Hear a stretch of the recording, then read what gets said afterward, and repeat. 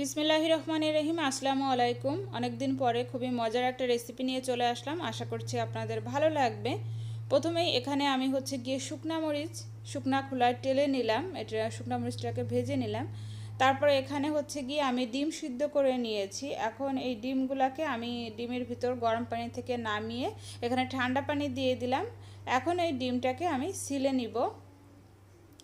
আর ডিম সিদ্ধ করার পরে গরম পানি থেকে তুলে ঠান্ডা পানিতে ভিজিয়ে রাখা পর ডিমগুলা যদি ছিলে নেন তাহলে কিন্তু ডিমগুলা খুব সুন্দরভাবে আপনি এর উপরের থেকে স্কিনটা ফেলে দিতে পারবেন। তো ডিমগুলা আমি এখানে যে স্কিনটা ফেলে দিয়েছি। তারপর এখানে আমি একটা প্লেট নিয়ে নিয়েছি আর তাতে এখন আমি যে শুকনা মরিচগুলা ভেজে রেখেছি সেগুলো এখানে দিয়ে দিব কয়েকটা।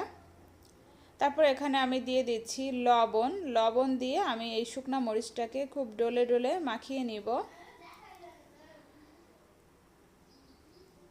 এই যে এখন আমি যেটা করব, আমি এখানে দিয়ে দিব সরিষার তেল।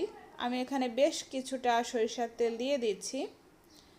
সরিষার তেল দিয়ে মাখিয়ে নিলাম মরিচটা। তারপর এখানে আমি দিয়ে দিচ্ছি ডিম। আমি এখানে 5টা ডিম নিয়ে নিলাম। তারপর ডিমগুলোকে খুব ভালোভাবে এভাবে করে হাত দিয়ে ভেঙে নিতে হবে। ডিমের এই ভর্তাটা কিন্তু খেতে অসাধারণ হয়ে থাকে। এটা কিন্তু আপনারা গরম গরম ভাতের সঙ্গে খেতে খুবই ভালো লাগবে।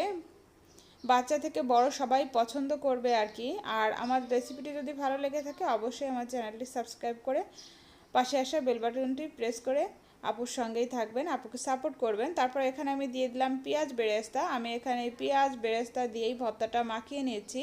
তবে আপনারা চাইলে কিন্তু এখানে কাঁচা পেঁয়াজটাও ব্যবহার করতে পারেন। তারপর এখানে আমার কাছে মনে হলো যে এখানে আরও একটু তেলের প্রয়োজন। আমি এখানে আরও একটু তেল দিয়ে দিলাম।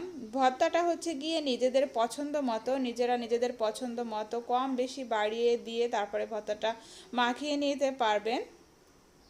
এই যে আমাদের ডিম ভর্তাটা কিন্তু রেডি হয়ে গিয়েছে।